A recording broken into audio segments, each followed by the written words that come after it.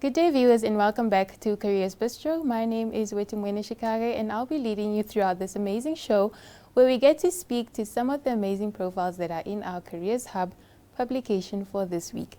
Now, stay tuned for the following as we have an interview with Mr. Musho, who is the CEO of Meatco.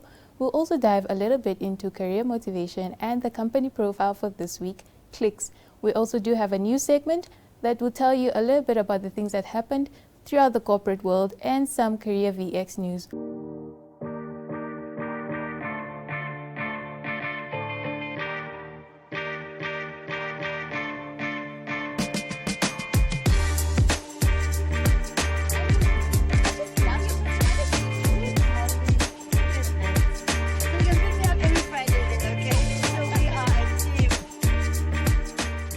Welcome back, viewers, and as you can see in studio today we are joined by Mr. Musho. He is the CEO of Meatco Namibia. He will be telling us a little bit more about his career and what exactly he gets up to on a daily basis. I hope you're excited as I am. Thank you so much for joining us. Thank you, and thank you for inviting me. We are so pleased to have you today, and as you know, Mr. Musho was profiled in our Careers Hub publication on our front page, and we read a little bit about him, but let's get to know you a little bit better with our visuals today. So can you tell us a little bit about your job and what it entails? Thank you so much, and thank you so much for inviting me. Thank you so much to the viewers. Yeah. I operate in the agricultural sector. I operate in the subsector of the meat industry, working for the Meat Corporation of Namibia, in short called Meatco. I work there as a CEO. Generally, the agricultural sector is such a very exciting sector, and I'm glad that I'm part of a generation that is looking at how we can bring about food and nutritional security. A generation that is driving agripreneurship. Agriculture is not like any other sector. It's a unique sector because it is a backbone of the Namibian economy. I mean, we are 2.5 million people in this country, and more than 70% of our populace subsists indirectly or directly on agriculture for a livelihood. So having Meatco in the industry, of which its primary role is to stabilize the industry, to maximize return for the producers. So Meatco is a catalyst of change because it is there to maximize producer return. It is there to generate revenue for the country because we export beef into advanced and emerging markets, the US, Europe, and China. And we actually the only commercial public enterprise within the developing space within Africa that is actually competitively competing with emerging and advanced economies. And we are doing extremely very well. Wow. So being Meatco CEO, CEOship entails strategic thinking, strategic management, strategic leadership. It entails providing long-term thinking to the agricultural sector and to the entity. Very cardinal in this process is to make sure that you are able to have a long-range view, long-range thinking, a blueprint about where you are taking the organization 30 years time from now. You should be asking yourself very critical questions whereby, where do you want the organization to be a century from now when you are no more? That's a very critical question. So you set up systems, processes, governance systems and processes in the organization to make sure that you build a leaner, dynamically capable firm or commercial public enterprise that is competitive, that is profitable, and that is sustainable. And that's the institution that you need to build as a CEO. And that's the Meatco that we are busy reconfiguring. And so as CEO, you basically do that. There's a lot of stakeholder management involved in there.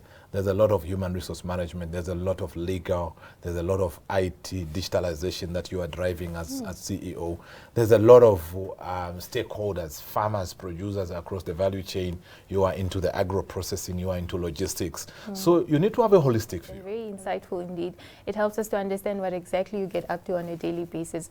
But let's understand, how do you handle all of this? You mentioned so many things that you have to do and to handle on a daily basis, or that you are responsible for. How do you manage to handle this as pressure comes?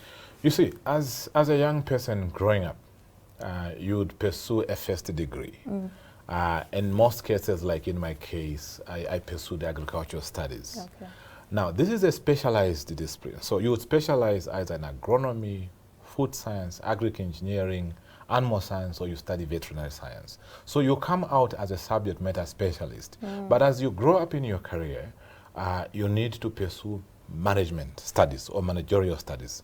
Most of us would do MBAs, you would study corporate strategy, you would study management, you would study leadership, and so forth. So this basically builds your dynamic capability as a leader to be able to have a big view in an organization. So to answer your question, of course, very important for a CEO, your primary responsibility is to utilize subject matter specialists to work for you, to work for the company, so that you are able to achieve long-term objectives. We have got a CEO on our organogram, and under that, you basically get the CFO that drives finance and business in the organization, Yes. who will be a CA with a background in financial management.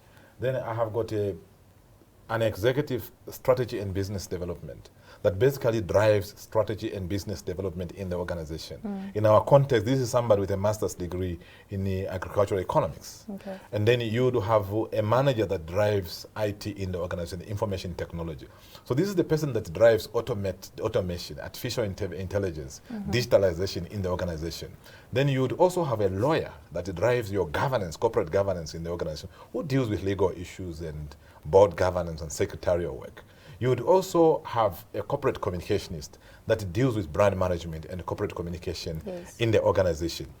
So you have these, you'd also have a food scientist, the guy that are dealing with your quality assurance, compliance, and food safety issues. So you have a team of subject matter specialists whose knowledge, expertise, and skills as a CEO, you are tasked to mine so that you are able to ultimately steer the organization into the direction in which you are taking to. In the context of Meatco, for us, we are building an organization, a firm that should create wealth for all Namibians through maximizing return. So you need all these intellectuals, all these walking encyclopedias to make sure they bring their best. You need to make sure that you energize them.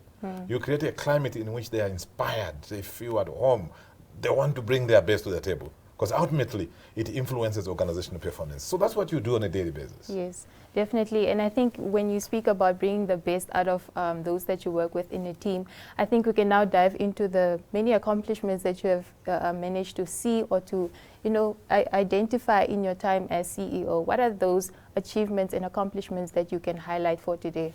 You see, very important was we needed to build a Meatco that is leaner, that is agile, that is dynamic, a Meatco that is competitive as per the demands of the 21st century. A Meatco that exhibits attributes of a commercial public enterprise that is post-independence. That's the Meatco we needed to build. Yes. So we first decided by coming up with a long-term strategy. And our focus area in that long-term strategy was to make sure that, number one, we are competitive, we are profitable, and we are sustainable. And once we get this right, ultimately, we know that we are able to create a firm that would sustainably create wealth for all Namibians. Some of the key achievements is we were hit by the drought, 2019-2020. And that drought basically halved the national herds in the country. Now, Meatco is about throughput. It's about bringing cattle into the abattoir. Now, when you are hit by the drought, basically, the number of cattle you can access to are less. So we had to make sure that we align the institution for the past 2 years to the throughput that is available to the raw material. That is number one. Number two, more than ever before, we have managed to make sure that we have opened up new markets. We can now export to some of the most strictest markets in the world, like China. Not everybody else exports to China, but Meatco do. And the reason why Meatco is able to export to China is because of the revamped infrastructure, the revamped strategy, the revamped soft and hardcore infrastructure we have in the organization, the organizational culture, the young people, the energy that we have brought in, the professionals we have injected into the organization. So that has helped us to make sure that we are able to basically, number one, remain in our traditional markets, such as, for example, Europe, but also penetrating both the US and China. This is something extremely unique, and for me, and for us as an institution, it's a big achievement. Because I'm glad today to say that we are able to sell products from the NCA into the southern part of the country. So we have expanded that market because of the new system we have put in place. There's what we call commodity-based trade, which is actually approved by the OIE that we are operationalizing. As I'm talking to you now, the first container has arrived in Ghana in West Africa. Congratulations. This has never happened before in the past 32 years. So these are new developments, new innovation, new markets that we are driving as an institution. So congratulations for that. I think we've gotten to know so much about Meatco and exactly what it is that you're busy with and the projects that you're spearheading. But let's get to know a little bit about you. So what are the things that you love to do when time takes off for you, just before we close? Thank you so much. I love reading. Reading is very important for me. It's a source that nourishes my soul, my mind. It gives me new energy. It gives me new perspective. That's very important. So I read a lot. I just finished reading a book recently that talks about Singapore, from the third world to the first world. The transformation of Singapore, I find it very inspirational. I read a lot about Frantz Fanon.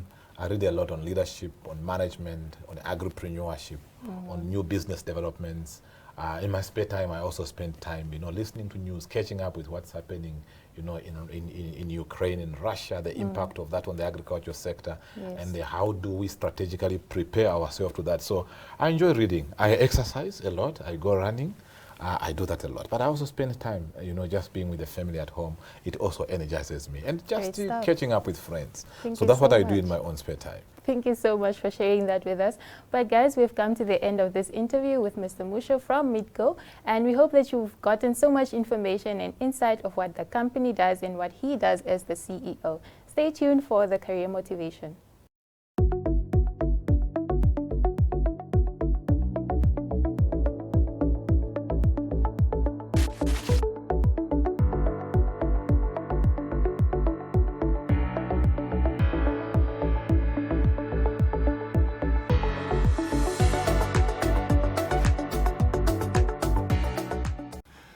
Hi, my name is Johannes Levititis. I was born and raised in Windhoek. I got into cooking at a very young age. I was working at various places.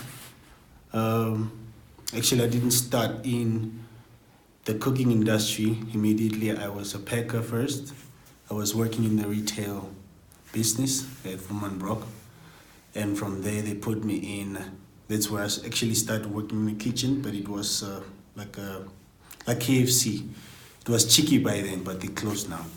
So from there, I worked my way up to Panarottis as a pizza boy. And from there, I worked at Colcaccio. That was the first time working in a restaurant setup where I actually got to know how to work on the floor, where I was a waiter. And then I used to go into the kitchen and see how they do the things and stuff. Yeah, so from there, it was not long, because I usually had a client that came, which was the usual.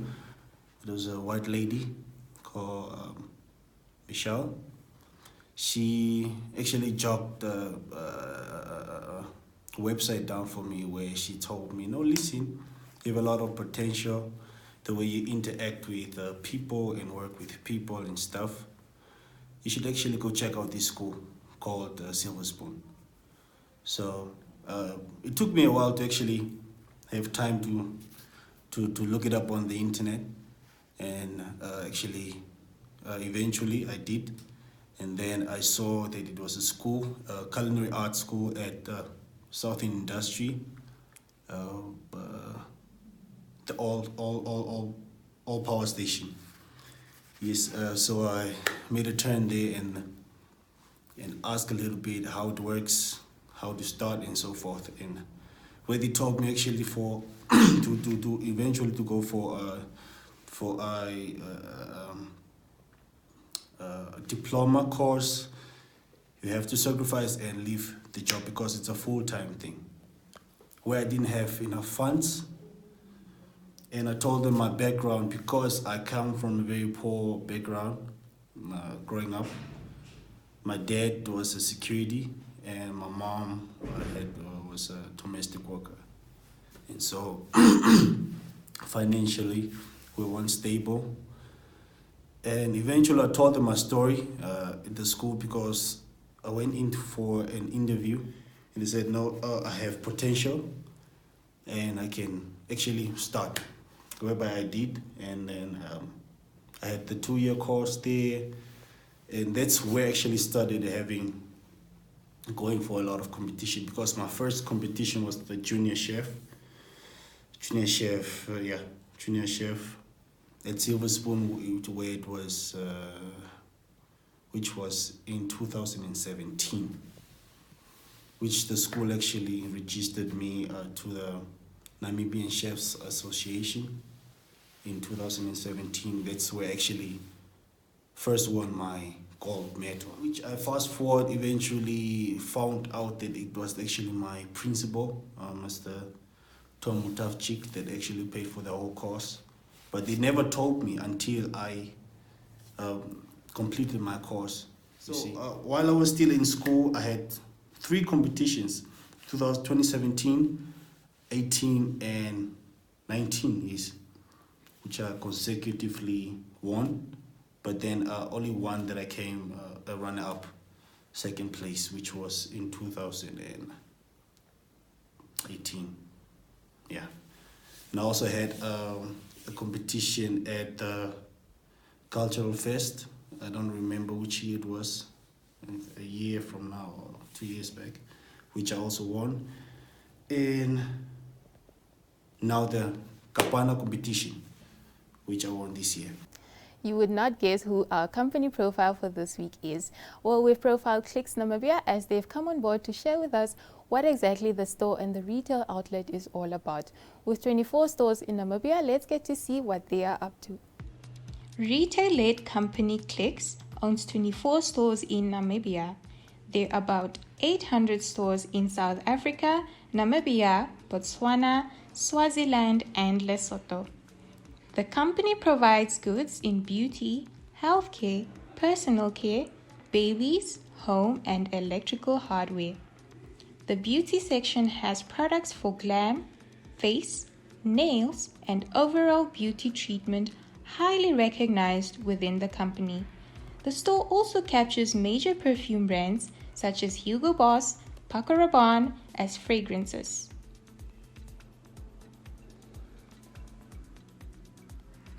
The Body Shop is known as an in-house beauty and body shop. This is a brand that only exists in Clicks, with a wide range of products that aim for the body. Great ranges of body protein can also be found in store in forms of shakes, with Clicks owned protein brands with private labels.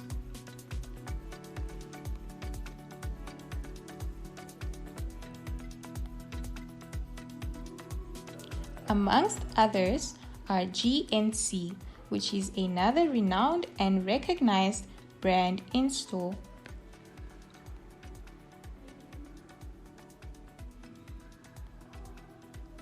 Additionally, health foods are a great part of retail for Clicks brought to the market.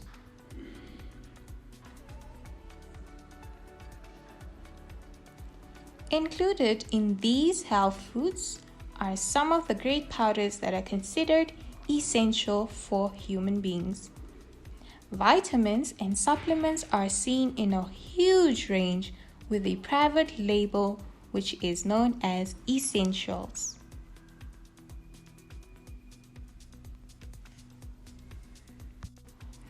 Other vitamin supplements also include brands such as Vital,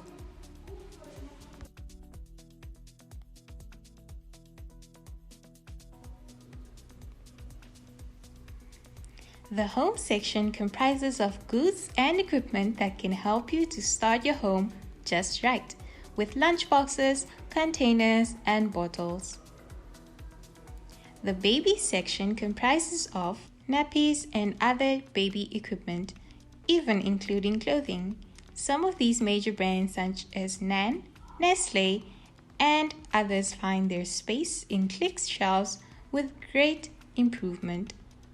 Dry Protect is a Clicks known brand for babies' nappies.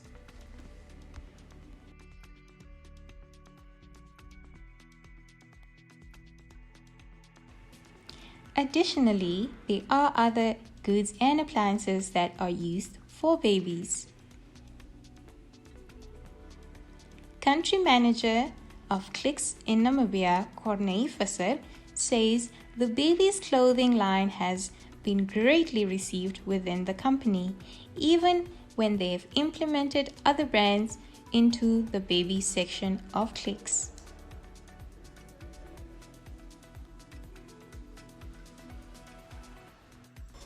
The personal care category consists of products such as body washes, body fresheners, body mists, and body lotions. Even more products seen and sold at Clicks stores across Namibia.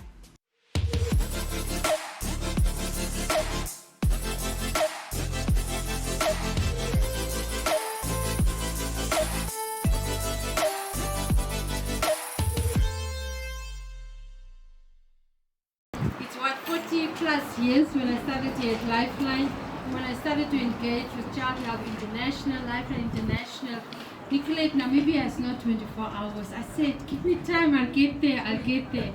And we've really tried different options because I also do not want to start something that we cannot sustain. And we're in a much better space now as an organization where we are.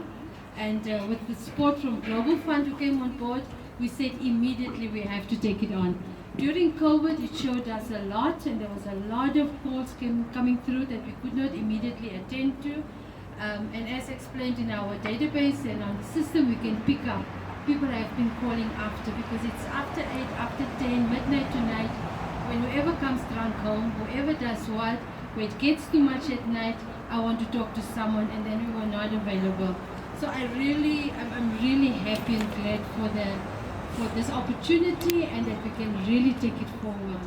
And the counseling department is one of it.